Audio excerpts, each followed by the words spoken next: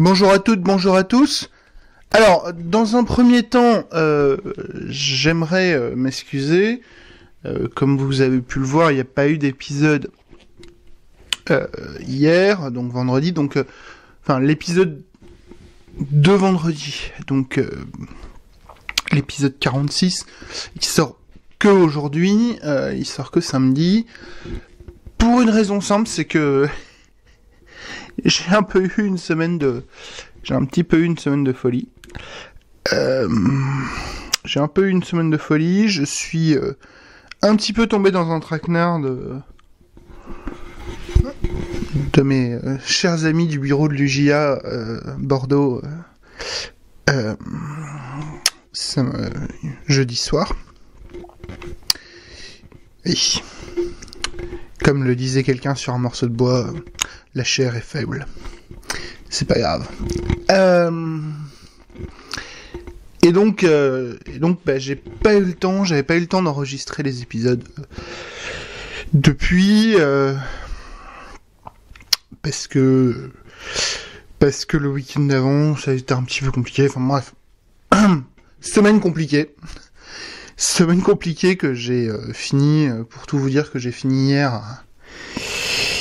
C'est pas compliqué, je suis parti du cabinet parce qu'en fait il fallait que je passe m'acheter quelque chose à manger, et donc il me restait 20 minutes avant que le Simpli du coin ferme. Vous posez un petit peu le critère. Bref, c'est pas grave. Donc on revient aujourd'hui, donc on va poursuivre notre semaine consacrée à l'amour et aux belles choses. Donc déjà, j'espère que vous avez passé une belle Saint-Valentin. Ou pas, d'ailleurs. Non. Bon, je l'espère pas, mais bon, bref. Et je vous avais annoncé que après 4 épisodes sur le droit à une vie familiale normale, on passerait sur quelque chose d'un peu plus... d'un peu moins bisounours, entre guillemets. Même si je me suis déjà bien amusé. Et aujourd'hui, on va aborder un thème qui est la suite logique, dirons-nous. En tout cas, qui est une partie intégrante dans la logique physique de la vie familiale normale. Et qui est donc la liberté sexuelle. Et pour cela, donc, nous allons étudier 3 arrêts de la Cour européenne des droits de l'homme, là sur les 3 jours. Et on va commencer par le plus récent des 3, qui est le très célèbre, le très connu arrêt de 2005, KA et AD contre Belgique. Alors, pourquoi est-ce que il est très célèbre? Clairement, si vous avez... le sujet tombe. Le sujet tombe au grand oral. Le sujet peut tout à fait tomber à l'ENM. Je vois pas... en culture générale, oui, il n'y a aucun problème parce que vous avez quand même... c'est de la culture générale d'une certaine manière. Vous avez largement ce qu'il faut derrière pour l'argumenter. Au grand oral, allez-y. Alors là, faites-vous plaisir. Vous pouvez même mettre un petit peu de liberté cinématographique pour faire une petite intro, pour faire une ouverture, ou pour... voilà, vous pouvez... sur la liberté sexuelle, alors vous avez du pénal, du droit de la famille, de la vie privée, vous avez toutes les questions de consentement. Le sujet est absolument titanesque. On en fera peut-être une conférence, si j'arrive enfin à sortir l'édit conférence. Mais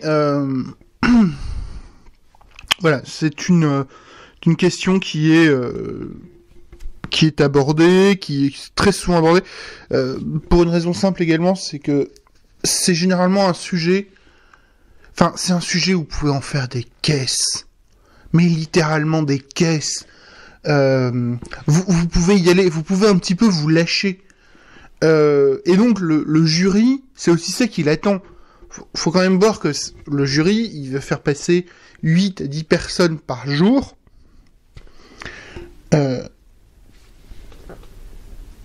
Il faut un petit peu des moments où ça va, on va relâcher un peu la pression, où le jury peut un peu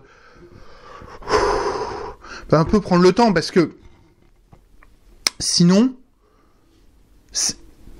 ça devient quand même très difficile, ça devient difficile d'être concentré sur la durée. Donc vous avez comme ça des petits sujets qui permettent au jury de décompression, et la liberté sexuelle en fait toujours partie. Et puis, tout simplement, clairement, si vous avez un sujet liberté sexuelle au grand oral, ou dans un oral à la fac, ou autre, vous avez le droit à mettre un peu de punchline. Alors, je vous dis pas de terminer par un merci qui. Faut quand même pas déconner. Par contre, si vous voulez amener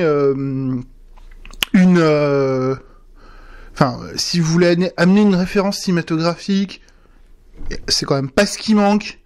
Si vous voulez amener une référence littéraire, là aussi, c'est pas ce qui manque. Hein. Sade, les lésions dangereuses de Laclos, etc. Ça va, hein, des personnes qui ont écrit, vous pouvez citer le Mozart,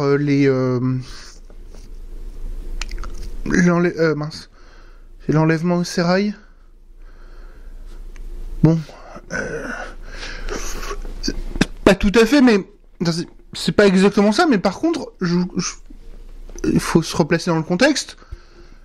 Revoyez, je dis pas que c'est la vérité historique vraie, etc.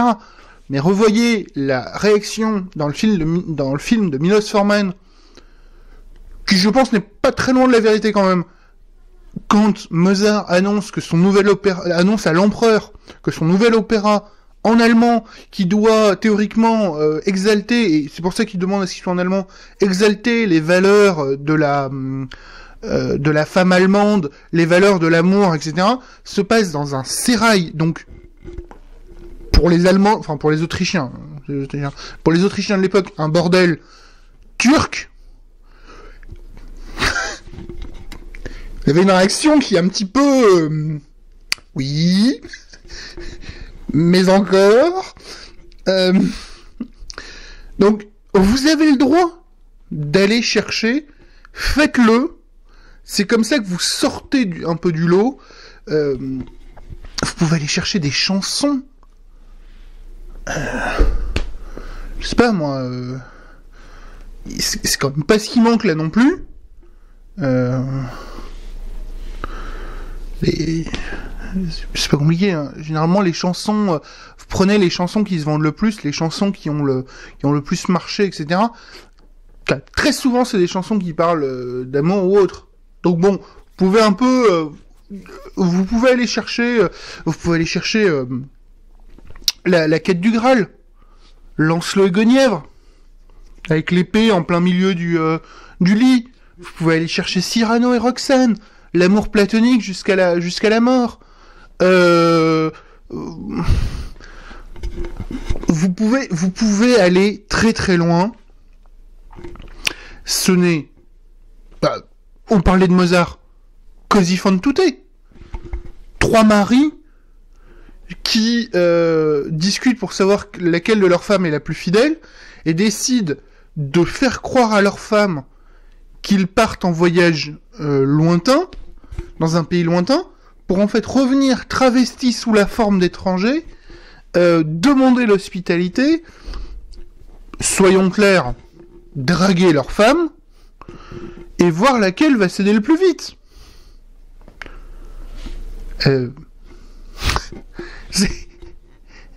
Voilà, vous en avez beaucoup d'autres. On pourrait parler de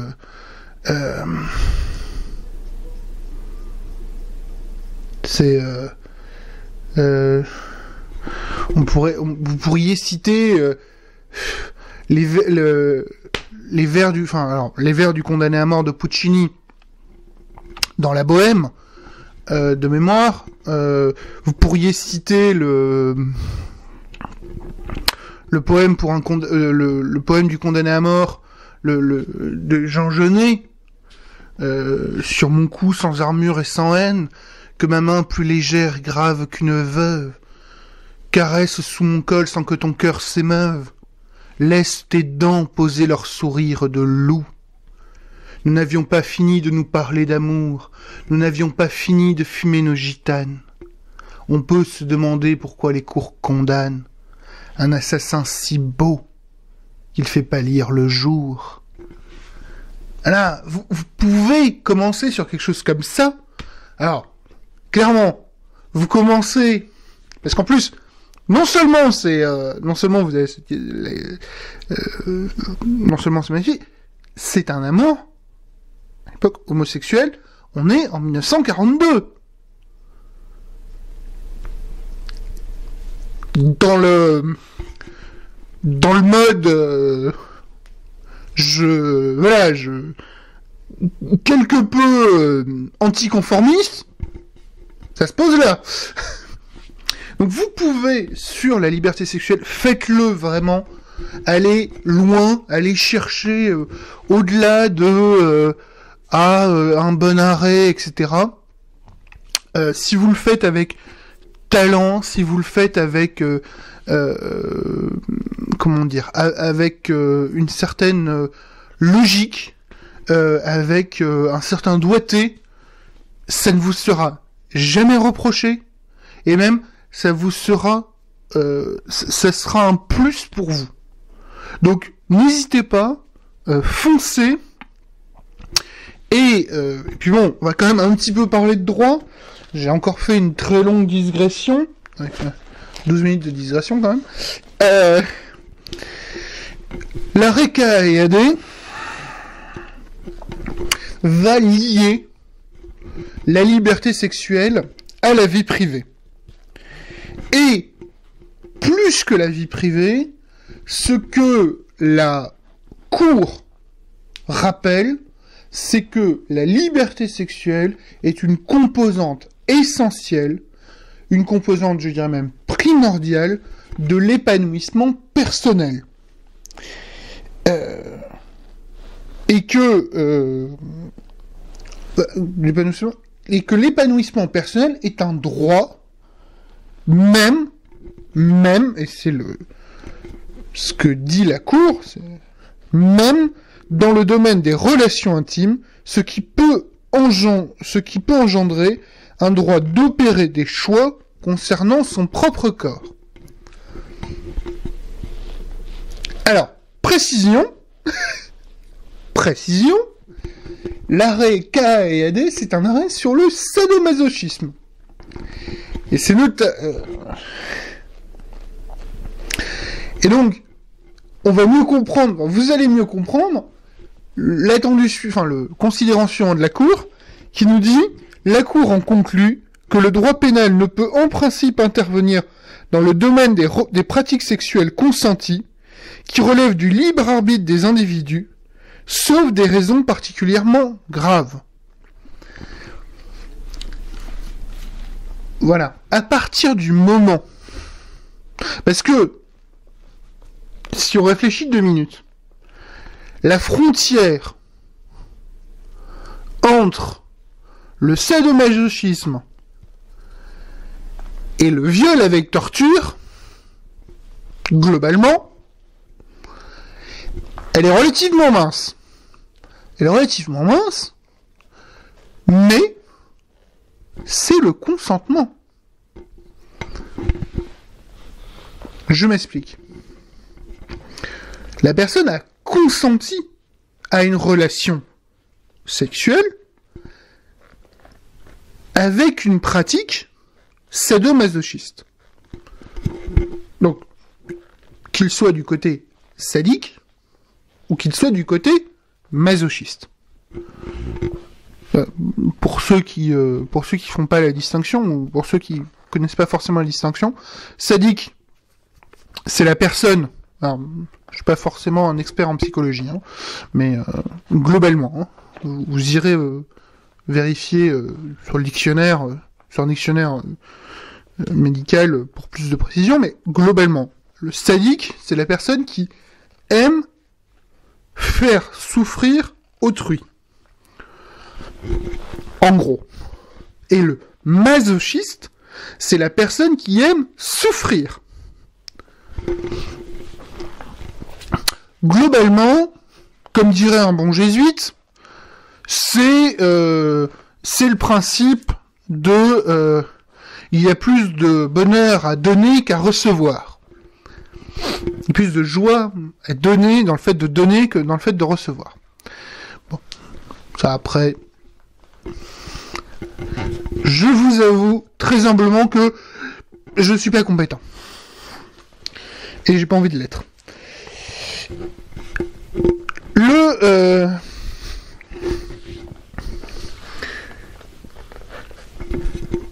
L'arrêt K et AD, c'est un arrêt qui est important, car c'est un arrêt qui va mettre en...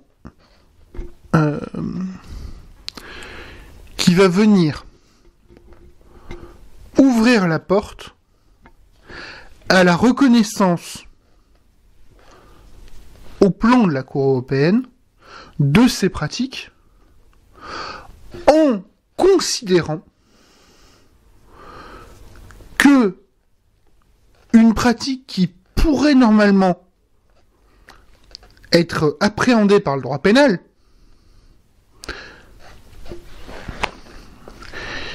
ne le sera pas,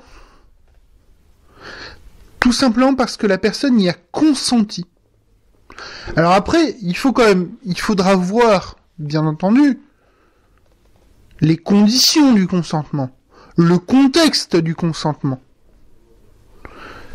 Mais, et c'est ça qu'il faut bien retenir, que la liberté sexuelle fait partie de la vie privée, fait partie d'un droit à l'épanouissement personnel. Est-ce que le droit à l'épanouissement personnel fait partie de la vie privée ? À mon sens, oui, c'est logique. Est-ce que c'est un droit qui, d'une certaine façon, est quand même un peu autonome ? Ça peut s'entendre. J'ai pas de jurisprudence sur la question. Vous pouvez m'indiquer dans les commentaires ce que vous en pensez. Il y aurait une réflexion à mener sur la question, à mon sens. Et bien entendu, je vous invite quand même à aller relire un peu de doctrine sur cette question. C'est un arrêt, qu'on soit clair. Si vous avez un sujet sur la liberté sexuelle, que vous ne parlez pas de l'arrêt K et AD, vous avez manqué votre oral. Parce que je vais juste faire un point, même si en fait vous ouvrez la porte, parce que clairement, que ce soit volontaire ou involontaire, si vous ne parlez pas de l'arrêt K et AD, vous ouvrez une porte. Et vous ouvrez une porte, vous ouvrez la porte des enfers.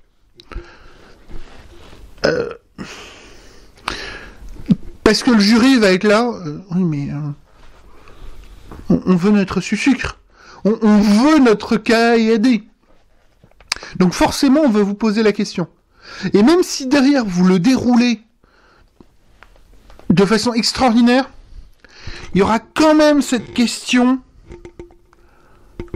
Oui, mais pourquoi vous n'en avez pas parlé dans votre oral ? Ok, vous le maîtrisez vachement bien. Mais votre exposé, il manque un truc. Donc, faites quand même un peu attention. Celui-là, il doit forcément en faire partie. Après, là encore, je vous l'avais déjà dit, n'hésitez pas à ouvrir des petites portes, etc. Mais soyez bien sûr que vous maîtrisez la porte que vous ouvrez. Voilà. Je vous remercie pour d'avoir suivi cet épisode. Cet épisode, je suis désolé, très très long. Je vous souhaite un bon week-end et je vous dis dans quelques minutes pour un nouvel épisode de l'Arrêt du jour.